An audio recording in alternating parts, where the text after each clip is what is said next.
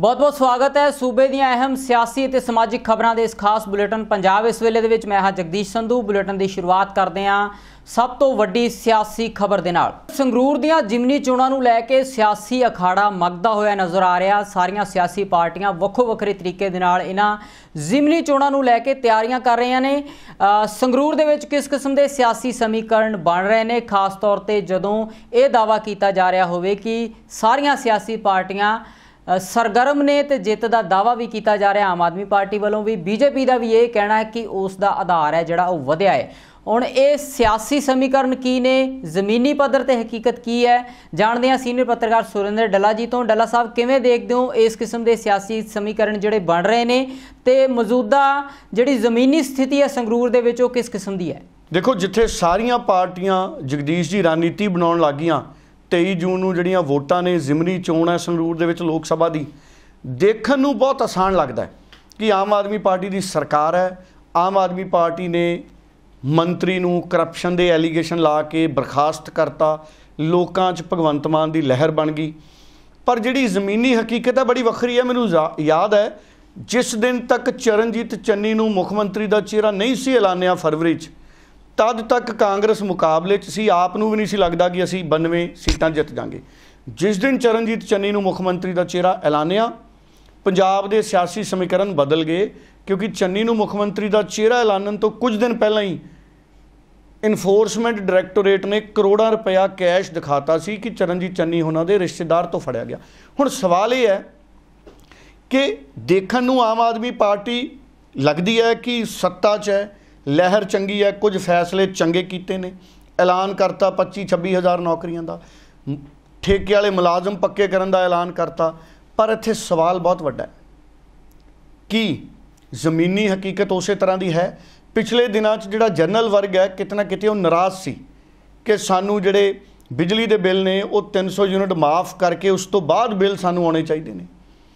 ये वो मुद्दे है जिहदे ते विरोध बड़ा होया सी संगरूर च, मैनू याद है। दूसरा, जिहड़े सिक्ख्या मंत्री ने, सिक्ख्या मंत्री बहुत वड्डा विरोध का केंद्र बने हुए हैं। कोई भी सिक्ख्या मंत्री होवे, दलजीत सिंह चीमा सी बड़ा विरोध सी, मीत प्रगट सिंह सी बड़ा विरोध सी। हुण मीत हेयर ने क्यों? क्योंकि मुलाजम सब तो वध अध्यापक होण, उन्हां दे वादे नहीं पूरे होए, उन्हां दीयां मंगां नहीं पूरीआं कीतीआं गईआं। अज भी तुसीं अगर देखो तो बरनाले च सिक्ख्या मंत्री दे घर दे बाहर पक्के धरने ने, और जिहड़े मुलाजम ने वो पिछले कुछ दिनों तो ज़्यादा सौखे नहीं। मुलाजम भी कई गल्लां नूं लै के जरूरत नालों वध दबाव महसूस करते हैं।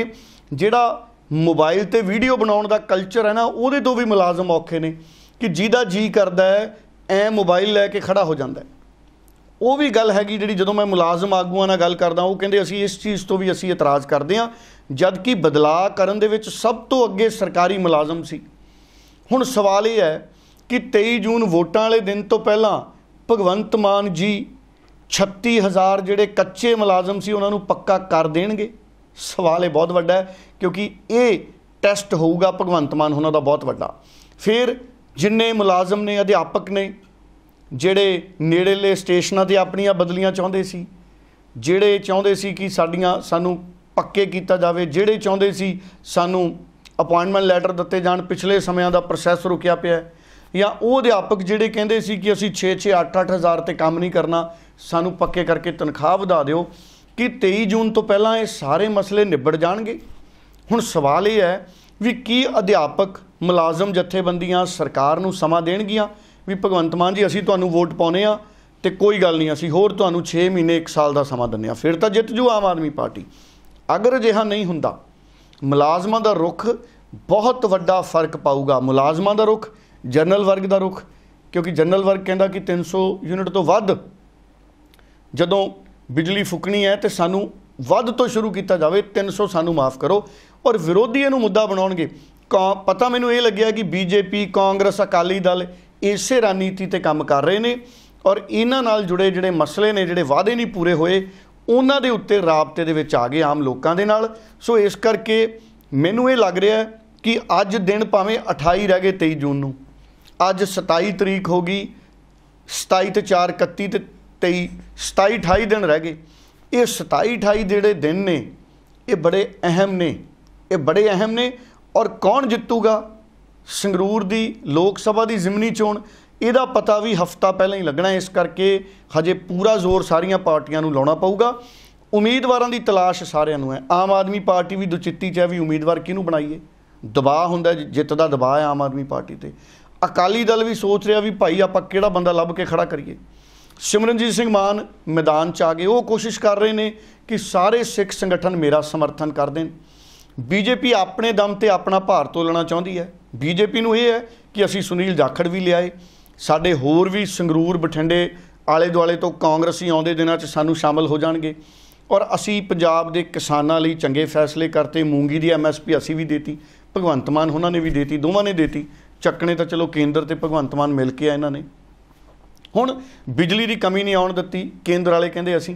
ਸੋ ਇਸ ਕਰਕੇ ਇਹ ਬੜਾ ਜਿਹੜਾ ਹੈਗਾ ਇਹ ਫਸਵਾਂ ਸਿਆਸੀ ਮੁਕਾਬਲਾ ਹੋਣਾ ਹੈ, ਔਰ ਅਕਾਲੀ ਦਲ ਨੂੰ ਇਹ ਲੱਗਦਾ ਹੈ ਕਿ ਪੰਥਕ ਵੋਟ ਮੁੜੂਗੀ ਸਾਡੇ ਵੱਲ। ਫਿਰ ਸਿਰ ਤੇ ਬੈਠੇ ਆ 2 ਰਾਜ ਸਭਾ ਦੇ ਮੈਂਬਰ ਜਿਹੜੇ ਚੁਣੇ ਜਾਣੇ ਨੇ, ਜੇ ਤਾਂ ਉਹ ਪੰਜਾਬ ਤੋਂ ਬਾਹਰੋਂ ਚਲੇ ਗਏ ਤੇ ਆਮ ਆਦਮੀ ਪਾਰਟੀ ਨੂੰ ਤਣਾਅ ਵਾਲੀ ਸਥਿਤੀ ਦਾ ਸਾਹਮਣਾ ਕਰਨਾ ਪਊਗਾ, ਸਿਆਸੀ ਤਣਾਅ, ਵਰਕਰਾਂ ਦਾ, ਵਲੰਟੀਅਰ ਦਾ, ਕਿ ਵਲੰਟੀਅਰਸ 'ਚੋਂ ਕਿਸੇ ਨੂੰ ਭੇਜ ਦਿੰਦੇ। ਅਗਰ ਪੰਜਾਬ 'ਚੋਂ ਆਮ ਆਦਮੀ ਪਾਰਟੀ ਨੇ ਭੇਜਤੇ ਉਹਦਾ ਲਾਭ ਮਿਲੂਗਾ ਆਮ ਆਦਮੀ ਪਾਰਟੀ ਨੂੰ। ਸੋ 4-5 ਜਿਹੜੇ ਡਿਸੀਜਨ ਨੇ ਆਉਂਦੇ ਦਿਨਾਂ ਦੇ ਵਿੱਚ ਇਹਨਾਂ ਦਾ ਇੰਪੈਕਟ ਪਊਗਾ, ਮੁਲਾਜ਼ਮਾਂ ਦਾ ਪਊਗਾ, ਅਧਿਆਪਕਾਂ ਦਾ ਪਊਗਾ, ਫਿਰ ਸਾਡੇ ਜਿੰਨੇ ਸਰਕਾਰੀ ਮੁਲਾਜ਼ਮ ਹੈ ਉਹਨਾਂ ਦਾ ਕੀ ਰੁਖ ਰਹਿੰਦਾ ਹੈ ਲੋਕ ਸਭਾ ਦੀ ਜ਼ਿਮਨੀ ਚੋਣ ਲਈ। ਇਹ ਸਾਰੀਆਂ ਚੀਜ਼ਾਂ ਤੇ ਨਿਰਭਰ ਕਰਦਾ ਹੈ। ਸੋ ਕਿਸੇ ਲਈ ਵੀ ਇੰਨੀ ਆਸਾਨ ਨਹੀਂ, ਦੇਖਣ ਨੂੰ ਆਸਾਨ ਲੱਗਦੀ ਆਮ ਆਦਮੀ ਪਾਰਟੀ ਲਈ। ਦੇਖਣ ਨੂੰ ਤਾਂ ਵਿਧਾਨ ਸਭਾ ਦੀਆਂ ਚੋਣਾਂ 'ਚ ਇਹ ਵੀ ਬੜਾ ਆਸਾਨ ਲੱਗਦਾ ਸੀ ਵੀ ਕਿਸੇ ਦੀ ਸਰਕਾਰ ਨਹੀਂ ਆਉਂਦੀ, ਤਿਕੋਣੀ ਟੱਕਰ ਹੋਊ, ਟੱਕਰ ਤਾਂ ਹੋਈ ਨਹੀਂ, ਝਾੜੂ ਨੇ ਸਾਫ਼ ਹੀ ਕਰਤੇ ਸਾਰੇ। ਪਰ ਇਸ ਵਾਰ ਜੇ ਅਸੀਂ ਇਹ ਮੰਨ ਲਈਏ ਵੀ ਇਸ ਵਾਰ ਕਿਸੇ ਦੀ ਟੱਕਰ ਨਹੀਂ ਤੇ ਅਸੀਂ ਗਲਤ ਸਾਬਤ ਹੋ ਸਕਦੇ ਹਾਂ। ਇਸ ਕਰਕੇ ਬੜੇ ਫੈਕਟਰ ਨੇ, ਬੜੇ ਸਮੀਕਰਨ ਨੇ, ਬੜੀ ਤਿੱਖੀ ਨਜ਼ਰ ਦੇ ਨਾਲ ਸਾਨੂੰ ਹਰ ਰੋਜ਼ ਮੌਕਾ ਮੁਆਇਨਾ ਕਰਨਾ ਪਊਗਾ, ਕਿਉਂਕਿ ਹਰ ਰੋਜ਼ ਇੱਥੇ ਰੁਖ ਤਬਦੀਲ ਹੋਊਗਾ, ਫਿਰ ਕਿਤੇ ਜਾ ਕੇ ਇਸ ਲੋਕ ਸਭਾ ਚੋਣ ਦਾ ਨਤੀਜਾ ਨਿਕਲਣਾ ਜਗਦੀਸ਼ ਜੀ। ਤੇ ਉਧਰ ਦਿੱਲੀ ਦੇ ਵਿੱਚ ਵੀ ਬੀਜੇਪੀ ਵੱਲੋਂ ਆਮ ਆਦਮੀ ਪਾਰਟੀ ਦੇ ਖਿਲਾਫ ਪ੍ਰਦਰਸ਼ਨ ਕੀਤਾ ਗਿਆ। ਅਰਵਿੰਦ ਕੇਜਰੀਵਾਲ ਤੇ ਭਗਵੰਤ ਮਾਨ ਦੋਹਾਂ ਵੱਡੇ ਆਗੂਆਂ ਦਾ ਭ੍ਰਿਸ਼ਟਾਚਾਰ ਦੇ ਮੁੱਦੇ ਨੂੰ ਲੈ ਕੇ ਬੀਜੇਪੀ ਵੱਲੋਂ ਘਿਰਾਓ ਕੀਤਾ ਗਿਆ। ਇਸ ਖਬਰ ਬਾਰੇ ਪੂਰੀ ਜਾਣਕਾਰੀ ਲਈ ਰੁਕ ਕਰਦੇ ਹਾਂ ਸੁਰਿੰਦਰ ਡੱਲਾ ਦਾ। ਡੱਲਾ ਸਾਹਿਬ, ਕਿਵੇਂ ਦੇਖਦੇ ਹੋ ਹੁਣ ਭ੍ਰਿਸ਼ਟਾਚਾਰ ਨੂੰ ਲੈ ਕੇ ਬੀਜੇਪੀ ਨੇ ਆਮ ਆਦਮੀ ਪਾਰਟੀ ਦਾ ਘਿਰਾਓ ਕਰਨਾ ਸ਼ੁਰੂ ਕਰ ਦਿੱਤਾ ਹੈ? ਦੇਖੋ, ਦਿੱਲੀ ਵਾਲੀ ਜਿਹੜੀ ਖਬਰ ਹੈ ਬੜੀ ਹੈਰਾਨੀ ਵਾਲੀ ਗੱਲ ਹੈ। ਆਮ ਆਦਮੀ ਪਾਰਟੀ ਦੀ ਇਮਾਨਦਾਰੀ ਤੇ ਬਿਲਕੁਲ ਸ਼ੱਕ ਨਹੀਂ ਕੀਤਾ ਜਾ ਸਕਦਾ। ਮੈਂ ਆਮ ਆਦਮੀ ਪਾਰਟੀ ਦੀ, ਭਗਵੰਤ ਮਾਨ ਦੀ ਇਮਾਨਦਾਰੀ ਤੇ ਤਾਂ ਸ਼ੱਕ ਮੈਂ ਨਹੀਂ ਕਰ ਸਕਦਾ। ਪਾਰਟੀ 'ਚ ਤਾਂ ਚਲੋ ਕਈ ਵਾਰੀ ਬੰਦੇ ਇਹੋ ਜਿਹੇ ਹੁੰਦੇ ਆ, ਪਰ ਜਿਹੜਾ ਦਿੱਲੀ ਦਾ ਪ੍ਰਦਰਸ਼ਨ ਹੈ, ਦੇਖੋ ਬੀਜੇਪੀ ਇਸ ਰਣਨੀਤੀ ਤੇ ਆ ਗਈ ਕਿ ਅਸੀਂ ਕਿਤੇ ਨਾ ਕਿਤੇ ਜਿਹੜਾ ਇੱਕ ਆਮ ਆਦਮੀ ਪਾਰਟੀ ਇਹ ਦਾਅਵੇ ਕਰਦੀ ਹੈ ਕਿ ਅਸੀਂ ਬਿਲਕੁਲ ਹੀ ਇਮਾਨਦਾਰ ਪਾਰਟੀਆਂ, ਅਸੀਂ ਉਸ ਦਾਅਵੇ ਦਾ ਵਿਰੋਧ ਕਰੀਏ।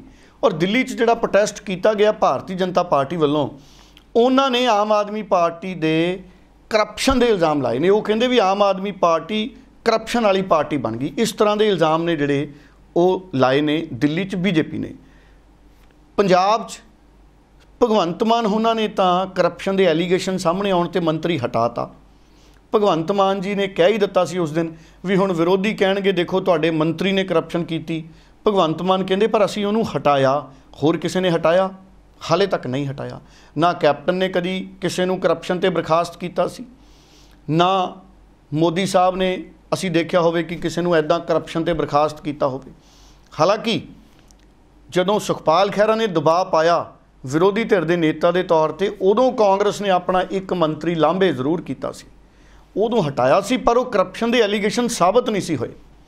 ਹੁਣ ਸਵਾਲ ਇਹ ਹੈ ਕਿ ਭਗਵੰਤ ਮਾਨ ਨੇ ਤਾਂ ਕਰਪਸ਼ਨ ਦੇ ਐਲੀਗੇਸ਼ਨਸ ਤੋਂ ਬਾਅਦ ਵਿਜੇ ਸਿੰਗਲਾ ਨੂੰ ਹਟਾਇਆ, ਲੇਕਿਨ ਦਿੱਲੀ ਵਾਲੀ ਬੀਜੇਪੀ ਦੇਸ਼ ਭਰ 'ਚ ਇਹ ਪ੍ਰਚਾਰ ਕਰਨਾ ਚਾਹੁੰਦੀ ਹੈ ਕਿ ਪੰਜਾਬ 'ਚ ਕਰਪਸ਼ਨ ਸੀ, ਆਮ ਆਦਮੀ ਪਾਰਟੀ ਦਾ ਮੰਤਰੀ ਕਰਪਟ ਸੀ, ਇਸ ਕਰਕੇ ਆਮ ਆਦਮੀ ਪਾਰਟੀ ਕਰਪਟ ਹੈ। ਸੋ ਇਹ ਇੱਕ ਪਰਸੈਪਸ਼ਨ ਦੀ ਲੜਾਈ ਹੈ। ਆਮ ਆਦਮੀ ਪਾਰਟੀ ਦੀ ਛਵੀ ਇਮਾਨਦਾਰੀ ਦੀ ਹੈ। ਬੀਜੇਪੀ ਹੁਣ ਆਮ ਆਦਮੀ ਪਾਰਟੀ ਦੀ ਇਸ ਛਵੀ ਨੂੰ ਖਤਮ ਕਰਨਾ ਚਾਹੁੰਦੀ ਹੈ। ਬੀਜੇਪੀ ਦੇ ਲੀਡਰ ਇਹ ਕਹਿਣਾ ਚਾਹੁੰਦੇ ਨੇ ਕਿ ਆਮ ਆਦਮੀ ਪਾਰਟੀ ਕਰਪਟ ਹੈ, ਜਦਕਿ ਆਮ ਆਦਮੀ ਪਾਰਟੀ ਦੀ ਕੁੰਜੀ ਇਹ ਹੈ, ਪ੍ਰਾਪਰਟੀ ਇਹ ਹੈ, ਪੂੰਜੀ ਇਹ ਹੈ ਕਿ ਅਸੀਂ ਇਮਾਨਦਾਰ ਹਾਂ। ਔਰ ਭਗਵੰਤ ਮਾਨ ਦੀ ਇਮਾਨਦਾਰੀ ਦਾ ਸਾਰੇ ਲੋਹਾ ਮੰਨ ਰਹੇ ਨੇ। ਬੀਜੇਪੀ ਹੁਣ ਇਸ ਨਜ਼ਰੀਏ ਨਾਲ ਕੰਮ ਕਰ ਰਹੀ ਹੈ ਕਿ Aam Aadmi party corrupt party ਹੈ। ਜਿਵੇਂ ਨਵਜੋਤ ਸਿੰਘ ਸਿੱਧੂ ਬਾਰੇ ਪ੍ਰਚਾਰ ਕੀਤਾ ਗਿਆ ਵੀ ਉਹਦਾ ਪਾਕਿਸਤਾਨ ਨਾਲ ਪਿਆਰ ਹੈ, ਜਦਕਿ ਉਹਦਾ ਤਾਂ ਪੰਜਾਬ ਨਾਲ ਪਿਆਰ ਹੈ। ਜਿਵੇਂ ਰਾਹੁਲ ਗਾਂਧੀ ਬਾਰੇ ਪ੍ਰਚਾਰ ਕੀਤਾ ਗਿਆ, इस करके अजकल जिहड़ियां चोणां हुंदियां ने जगदीश जी, ਉਹਦੇ 'ਚ ਇੱਕ परसैप्शन बनाई जाती है। हुण परसैप्शन बीजेपी ये बना रही है कि आम आदमी पार्टी करप्ट पार्टी है, जबकि लोगों 'च परसैप्शन ये है कि आम आदमी पार्टी ईमानदार पार्टी है। हुण कौन अपनी इमेज बचा सकता है? कि आम आदमी पार्टी अपनी इमेज बचाऊ या कि बीजेपी भारी पऊ? गल परसैप्शन की रह गई। और इस सियासत का पद्धर मैं ये कहूँगा, सियासत का जिहड़ा पद्धर है उहदे ते सवाल खड़े होंदे ने, ये तय लोग करनगे। भगवत मान बड़े गर्व से बताते हैं, देखिए मेरा कैबिनेट मंत्री जो है 1% घूस लेते हुए पकड़ा गया। दरअसल तो घूस 20% ली गई थी, 19% कहाँ गई, इसके ऊपर उसको बर्खास्त किया गया है जी। और फिर उसके बाद केजरीवाल ट्वीट करते हैं, मुझे गर्व है इसके ऊपर कि हमने भ्रष्टाचार में जो कैबिनेट मंत्री था पंजाब का, उसको हमने बर्खास्त किया। मैं कह रहा हूँ केजरीवाल जी, आगे अभी और भी गर्व करोगे जब आप एक एक मंत्री को करोगे और फिर उसके बाद करेंगे। पहली हमारी पार्टी है देश के अंदर जिसने अपने सारे मंत्रियों को भ्रष्टाचार में पाए जाने पे बर्खास्त कर दिया है जी।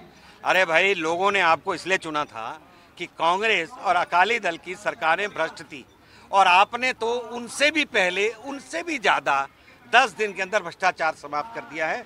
हमारी मांग है भगवत मान को इस्तीफा दे देना चाहिए। उधर आम आदमी पार्टी वालों अज एक प्रैस कॉन्फ्रेंस की गई है। इस प्रैस कॉन्फ्रेंस नूं पार्टी के आगू मलविंदर सिंह कंग ने संबोधन किया। इस मौके उन्होंने मान सरकार वालों किए जा रहे कामां दी ना सिर्फ तारीफ की बल्कि कांग्रेस की सरकार के उपर भी वड्डे सवाल चुके ने। भारत की सेना च उन्होंने वड्डे अहुदियां ते काम किया है।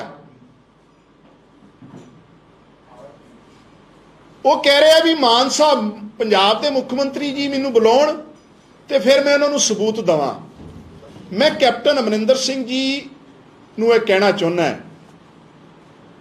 जिहड़े पंजाब के 9.5 साल तो वध टाइम मुख्यमंत्री रहे आ, क्यों नहीं तुसी, जे तुहाडे कोल सबूत है, जिहड़ा तुसी वार-वार कह रहे हो मेरे को फाइलां है, कांग्रेस के टाइम जिहड़े वजीरां ने, जिहड़े मंत्रियां ने करप्शन की है, भ्रष्टाचार किया है, घपले किए आ, उन्हां दे एविडेंस विद सबूत जिहड़े आ पंजाब सरकार दी कंसर्न एडमिनिस्ट्रेशन पुलिस नूं क्यों नहीं दे दिंदे? जे कैप्टन अमरिंदर सिंह वाकई पंजाब हितैषी समझदे अपने आप नूं, हालांकि कैप्टन अमरिंदर सिंह ने पंजाब के लोगों नाल बहुत दगा कमाया है। मैं उन्होंने बेनती करूंगा कि हुण ते तुसी कोई मुख्यमंत्री भी नहीं बनना, हुण ते तुहाडी कोई MLA दी आंकड़ियां दी भी कोई दौड़ नहीं है कि इन्ने MLA अपने वाल करने आ, कांग्रेस च मुख्यमंत्री बनना या कोई दावा करना है। कैप्टन अमरिंदर सिंह प्लीज़ हुण तुसी जिहड़े तुहाडे कोल सबूत है पंजाब दे हित वास्ते, पंजाब दे लोकां दी नज़रां च, पंजाब दी लोकां दी नज़रां च अपने आप नूं थोड़ा बहुत भी सहानुभूति लैण लई या हमदर्दी लैण लई वो सबूत जिहड़े आ पंजाब दी पुलिस नूं दित्ते जाण, पंजाब दी कंसर्न अथॉरिटी नूं दित्ते जाण, ताकि उस ते पंजाब सरकार इमीडिएटली एक्शन भी लवे और तुहाडा भी किते ना किते पंजाब दे लोकां च इह एक्स जावे। उधर नाजायज़ कब्जे विच लईआं गईआं पंचायत दीआं ज़मीनां नूं दोबारा पंचायतां नूं सौंपण दा काम लगातार जारी है। पंचायत मंत्री कुलदीप सिंह धालीवाल लुधियाना के सिद्धवां बेट पहुंचे, जिथे उन्होंने 160 एकड़ पंचायती जमीन तो नाजायज़ कब्जा छुड़वाया। तो सूबे के खेड मंत्री वालों भी खिडारियों की हौसला अफजाई की जा रही है। खेड मंत्री मीत हेयर ने भारत की क्रिकेट टीम के चुने गए खिडारी अर्शदीप सिंह के नाल मुलाकात की, उसकी इस उपलब्धि के लिए उसनूं मुबारकबाद दी है। देश भर दे विच स्कूली सिक्ख्या के मामले दे विच पंजाब ने वड्डियां मल्लां मारियां ने। देश का मोहरी सूबा पंजाब स्कूली सिक्ख्या के मामले दे विच बन गया है। श्रोमणी अकाली दल के आगू दलजीत सिंह चीमा ने सूबे के अध्यापकों और विद्यार्थियों नूं इस माणमत्ती उपलब्धि के लिए वधाई पेश की है। सिक्ख्या विभाग दे विच जिहड़ी नैशनल अचीवमेंट सर्वे 2021 की रिपोर्ट आई है, मैं पंजाब के बच्चों ते अध्यापकों को बधाई देना कि उन्हों की पोजीशन देश के विच बहुत वधिया है। ਔਰ ਦਿੱਲੀ ਜਿਹੜਾ ਪੰਜਾਬ ਦੇ ਵਿੱਚ ਬੇਹੱਦ ਪਿੱਛੇ ਹੈ ਇਸ ਰਿਪੋਰਟ ਦੇ ਵਿੱਚ। 34 ਲੱਖ ਬੱਚਿਆਂ ਦਾ ਸਰਵੇ ਹੋਇਆ ਸੀ, 1,17,000 ਸਕੂਲਾਂ ਦੇ ਵਿੱਚ ਸਰਵੇ ਹੋਇਆ ਸੀ। ਔਰ ਮੈਨੂੰ ਖੁਸ਼ੀ ਹੈ ਕਿ 3, 5ਵੀਂ, 8ਵੀਂ ਤੇ 10ਵੀਂ ਜਮਾਤ ਦੇ ਬੱਚਿਆਂ ਦੇ ਵਿੱਚ ਸਾਰੇ ਸਬਜੈਕਟ ਦੇ ਵਿੱਚ ਪੰਜਾਬ ਦੇ ਬੱਚੇ ਇਸ ਸਰਵੇ ਦੇ ਵਿੱਚ ਬਹੁਤ ਅੱਗੇ ਨੇ। ਮੈਥ ਦੇ ਵਿੱਚ ਦੇਸ਼ ਦੇ ਵਿੱਚੋਂ ਫਸਟ ਨੇ, ਔਰ ਸਾਇੰਸ ਤੇ ਸੋਸ਼ਲ ਸਾਇੰਸ ਦੇ ਵਿੱਚ ਸੈਕੰਡ ਹਾਈਐਸਟ ਨੇ, ਔਰ ਇੰਗਲਿਸ਼ ਦੇ ਵਿੱਚ ਥਰਡ ਹਾਈਐਸਟ ਨੇ ਦੇਸ਼ ਦੇ ਵਿੱਚ। ਔਰ ਦਿੱਲੀ ਜਿਹਦੇ ਮਾਡਲ ਦਾ ਇੰਨਾ ਪ੍ਰਚਾਰ ਆਮ ਆਦਮੀ ਪਾਰਟੀ, ਸਾਡੇ ਮੁੱਖ ਮੰਤਰੀ ਸਾਹਿਬ ਕੇਜਰੀਵਾਲ ਸਾਹਿਬ ਕਰ ਰਹੇ ਆ, ਦਿੱਲੀ ਸਾਰੇ ਥਾਵਾਂ ਦੇ ਉੱਤੇ ਹੀ ਪੰਜਾਬ ਦੇ ਵਿੱਚੋਂ ਬਹੁਤ ਪਿੱਛੇ ਹੈ। ਤੀਜੀ ਦੇ ਵਿੱਚ ਵੀ, 5ਵੀਂ ਦੇ ਵਿੱਚ ਵੀ, 8ਵੀਂ ਦੇ ਵਿੱਚ ਵੀ ਤੇ 10ਵੀਂ ਦੇ ਵਿੱਚ। ਇਸ ਕਰਕੇ ਮੈਂ ਮੁੱਖ ਮੰਤਰੀ ਸਾਹਿਬ ਨੂੰ ਬੇਨਤੀ ਕਰਦਾ ਕਿ ਅੱਜ ਪੰਜਾਬ ਦੇ ਬੱਚਿਆਂ ਨੂੰ, ਅਧਿਆਪਕਾਂ ਨੂੰ ਸ਼ਾਬਾਸ਼ੀ ਦਿਓ, ਔਰ ਜਿਹੜਾ ਤੁਸੀਂ ਗਲਤ ਪ੍ਰਚਾਰ ਪੰਜਾਬ ਬਾਰੇ ਕੀਤਾ ਉਹਦੀ ਮਾਫੀ। ਤੇ ਉਧਰ ਬੀਜੇਪੀ ਦੇ ਸੀਨੀਅਰ ਆਗੂ ਹਰਜੀਤ ਗਰੇਵਾਲ ਨੇ ਕੇਂਦਰ ਸਰਕਾਰ ਦੀ ਤਾਰੀਫ ਕੀਤੀ। ਉਹਨਾਂ ਕਿਹਾ ਕਿ ਕੇਂਦਰ ਦੇ ਵਿੱਚ ਬੀਜੇਪੀ ਦੀ ਸਰਕਾਰ ਦੌਰਾਨ ਭ੍ਰਸ਼ਟਾਚਾਰ ਬਿਲਕੁਲ ਵੀ ਨਹੀਂ ਹੋਇਆ ਹੈ। ਉਹਨਾਂ ਕਿਹਾ ਕਿ ਬੀਜੇਪੀ ਦੀ ਕੇਂਦਰ ਸਰਕਾਰ ਨੇ ਸਰਹੱਦਾਂ ਤੇ ਅੱਤਵਾਦ ਨੂੰ ਠੱਲ ਪਾਈ ਹੈ ਅਤੇ ਕਰੋਨਾ ਕਾਲ ਦੌਰਾਨ ਵੀ ਕੇਂਦਰ ਸਰਕਾਰ ਦੁਆਰਾ ਕੀਤੇ ਗਏ ਕੰਮਾਂ ਦੀ ਉਹਨਾਂ ਨੇ ਤਾਰੀਫ ਕੀਤੀ ਹੈ। ਸਮਝਦਾ 8 ਸਾਲ 'ਚ ਸਭ ਤੋਂ ਪਹਿਲੀ ਗੱਲ ਤਾਂ ਇਹ ਹੈ ਕਿ ਇਸ ਤੋਂ ਪਹਿਲੀਆਂ ਜਿੰਨੀਆਂ ਵੀ ਸਰਕਾਰਾਂ ਸੀ ਉਹਨਾਂ 'ਤੇ ਆਰੋਪ ਲੱਗਦੇ ਸੀ ਕਿ ਉਹਨਾਂ ਦੇ ਮਿਨਿਸਟਰ ਕਰਪਟ ਨੇ, ਔਰ ਇੱਥੋਂ ਤੱਕ ਕਿ ਕਰਪਸ਼ਨ ਚਾਰਜ ਦੇ ਨਾਲ ਮਿਨਿਸਟਰ ਜੇਲ੍ਹਾਂ 'ਚ ਵੀ ਜਾਂਦੇ ਸੀ ਔਰ ਪ੍ਰਧਾਨ ਮੰਤਰੀ ਤੱਕ ਵੀ ਗਏ। ਤੇ ਅੱਜ ਮੋਦੀ ਜੀ ਦੀ ਸਰਕਾਰ ਨੂੰ 8 ਸਾਲ ਪੂਰੇ ਹੋ ਗਏ, ਕੋਈ ਵੀ ਇਹ ਆਰੋਪ ਨਹੀਂ ਲਗਾ ਸਕਦਾ ਕਿ ਕਿਸੇ ਮਿਨਿਸਟਰ ਨੇ ਕੋਈ ਕਰਪਸ਼ਨ ਕੀਤੀ ਜਾਂ ਕੋਈ ਚਾਰਜਸ ਸਾਹਮਣੇ ਆਏ ਜਾਂ ਕੋਈ ਗੱਲ ਸਾਹਮਣੇ ਆਈ। ਇਹ ਇੱਕ ਮੈਂ ਸਮਝਦਾ ਕਿ ਇਹ ਮੋਦੀ ਜੀ ਦੀ ਵਿਲੱਖਣਤਾ ਹੈਗੀ ਲੀਡਰਸ਼ਿਪ ਦੀ, ਜਿਹਦੇ ਕਰਕੇ ਇਹ ਹੋ ਰਿਹਾ। ਨਹੀਂ ਤਾਂ ਇਸ ਦੇਸ਼ ਦੇ ਅੰਦਰ ਇਮਾਨਦਾਰੀ ਦਾ ਰਾਜ ਕਰਨਾ, ਸਥਾਪਿਤ ਕਰਨਾ ਇਹ ਛੋਟੀ ਗੱਲ ਨਹੀਂ ਹੈ, ਇਹ ਬਹੁਤ ਬੜੀ ਗੱਲ ਆ। ਇਹਦੇ ਲਈ ਮੋਦੀ ਜੀ ਨੂੰ ਇਹ ਸ਼੍ਰੇਅ ਸਾਰਾ ਜਾਂਦਾ।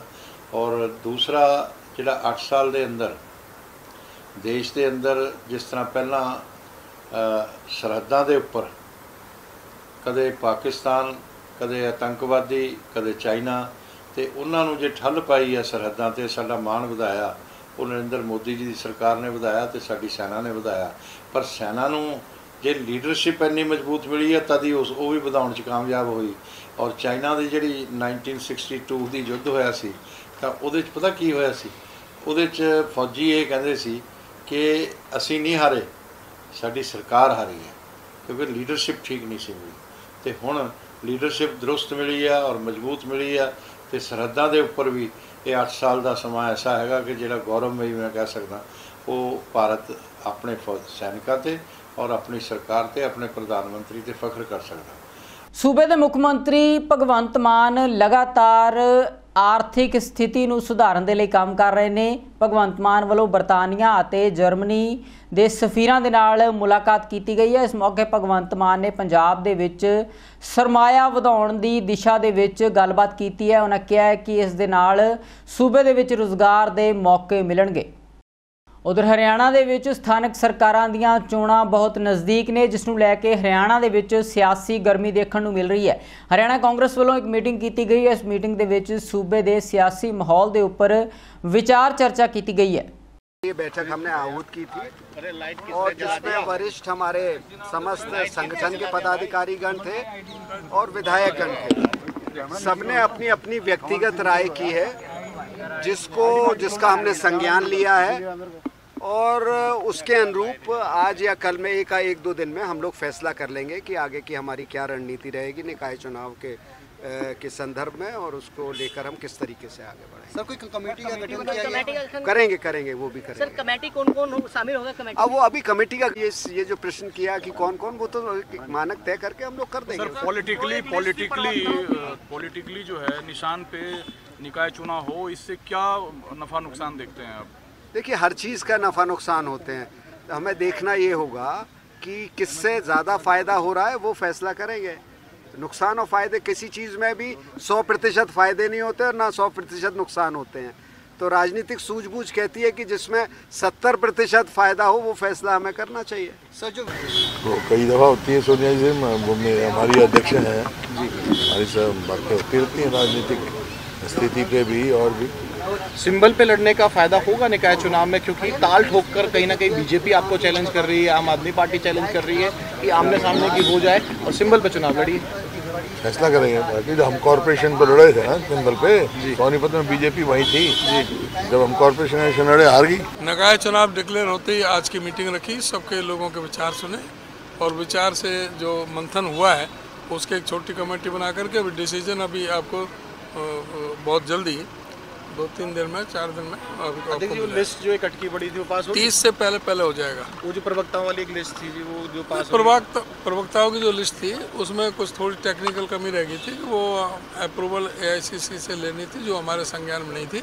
वो अब जो थे वो लिस्ट वो यहाँ पर सबमिट करा दी हमने और वो जल्दी हो जाएगी। राज्यसभा के जो नॉमिनेशन होना है, कांग्रेस के दावा बनता है एक सीट पर, क्या उस मुद्दे पर कोई चर्चा हुई? नहीं, कोई राज्यसभा का यहाँ पर मुद्दा ही नहीं है, वो तो अपने कांग्रेस नेतृत्व में करना है, वो तो आदरणीय मैडम सोनिया जी ने करना है फैसला, जो वो करेंगे वो।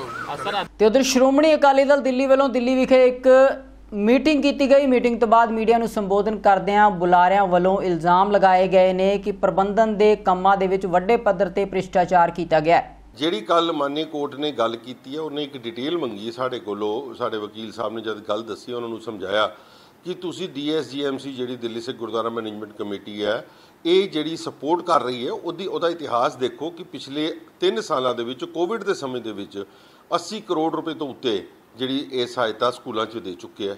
ਜਦ ਤੋਂ ਇਹ ਕਮੇਟੀ ਜਨਵਰੀ 22 ਤੋਂ ਆਈ ਹੈ, 3.5 ਮਹੀਨੇ ਹੋਏ ਨੇ, ਇਹਨਾਂ ਨੇ 8.5 ਕਰੋੜ ਰੁਪਈਆ ਜਿਹੜਾ ਇਹਨਾਂ ਨੇ ਸਕੂਲਾਂ ਦੀ ਮਦਦ ਕੀਤੀ ਹੈ। ਸੋ ਜਿਹੜੀਆਂ ਇੰਟੈਂਸ਼ਨਸ ਨੇ ਇਹ ਤੁਹਾਡੇ ਕਲੀਅਰ ਹੋਣੀ ਚਾਹੀਦੀਆਂ। ਤਾਂ ਉਹਨਾਂ ਨੇ ਉਹਦੀ ਬਰੀਫਿੰਗ ਮੰਗੀ ਕਿ ਇਹਦੀ ਡਾਇਰੈਕਟ ਲਾਇਬਿਲਿਟੀ ਕਿਹਦੇ ਸਿਰ ਤੇ ਆਉਂਦੀ ਹੈ। ਜੇ ਦਿੱਲੀ ਸਿੱਖ ਗੁਰਦੁਆਰਾ ਪ੍ਰਬੰਧਕ ਕਮੇਟੀ ਦੇ ਲਾਇਬਿਲਿਟੀ ਅੱਜ ਦੇ ਮੌਜੂਦਾ ਪ੍ਰਧਾਨ ਸਕੱਤਰ ਤੇ ਆਉਂਦੀ ਹੈ, ਤੇ ਕਿਉਂ ਨਹੀਂ ਉਸ ਸਮੇਂ ਦੇ ਪ੍ਰਧਾਨ ਸਕੱਤਰ ਤੇ ਆਏਗੀ ਜਿਹੜੀ 2006 ਤੋਂ ਜਿਹਨੇ ਲਾਗੂ ਕਰਕੇ ਇੰਪਲੀਮੈਂਟ ਨਹੀਂ ਕੀਤਾ। ਸੋ ਮੈਂ ਸਮਝਦਾ ਕਿ ਜੋ ਕੋਰਟ ਦੇ ਵਿੱਚ 2 ਤਰੀਕ ਨੂੰ ਜੱਜ ਸਾਹਿਬ ਦੇ ਅੱਗੇ ਜਾਣਾ ਔਰ ਜਿਹੜੀ ਡਿਟੇਲਸ ਲੈ ਕੇ ਜਾਣੀ ਹੈ ਗੁਰਦੁਆਰਾ ਪ੍ਰਬੰਧਕ ਕਮੇਟੀ ਵੱਲੋਂ ਸਾਨੂੰ ਕਿਹਾ ਗਿਆ ਔਰ ਸਾਡੇ ਵਕੀਲ ਸਾਹਿਬ ਉਹਦੀ ਪ੍ਰਿਪਰੇਸ਼ਨ ਕਰ ਰਹੇ ਨੇ ਔਰ ਅਸੀਂ ਇਸ ਗੱਲ ਨੂੰ ਬਿਲਕੁਲ ਸੁਨਿਸ਼ਚਿਤ ਕਰਾਂਗੇ ਕਿ ਹਰ ਸਟਾਫ ਦਾ ਉਹਦਾ ਹੱਕ ਵੀ ਮਿਲ ਸਕੇ, ਗੁਰਦੁਆਰਾ ਕਮੇਟੀ ਦੇ ਸਿਸਟਮ ਵੀ ਪ੍ਰੋਪਰ ਚੱਲ ਸਕਣ। ਜੋ ਟਾਈਮ ਸਾਨੂੰ ਅੱਗੇ ਬਣਾਉਣ ਵਾਸਤੇ ਚਾਹੀਦਾ, ਇਹਦੇ ਰੋਡ ਮੈਪਸ ਬਣ ਰਹੇ ਨੇ ਔਰ ਬਿਲਕੁਲ ਸਾਨੂੰ ਪੂਰੀ ਉਮੀਦ ਹੈ ਕਿ ਅਸੀਂ ਇਹਨੂੰ ਬਿਲਕੁਲ ਠੀਕ ਤਰੀਕੇ ਚਲਾ ਸਕਾਂਗੇ। ਸੂਬੇ ਦੀਆਂ ਪ੍ਰਮੁੱਖ ਸਿਆਸੀ ਅਤੇ ਸਮਾਜਿਕ ਖਬਰਾਂ ਦੇ ਇਸ ਖਾਸ ਬੁਲੇਟਿਨ ਦੇ ਵਿੱਚ ਫਿਲਹਾਲ ਇੰਨਾ ਹੀ। ਹੁਣ ਮੈਨੂੰ ਦਿਓ ਇਜਾਜ਼ਤ। ਬਹੁਤ ਬਹੁਤ ਧੰਨਵਾਦ।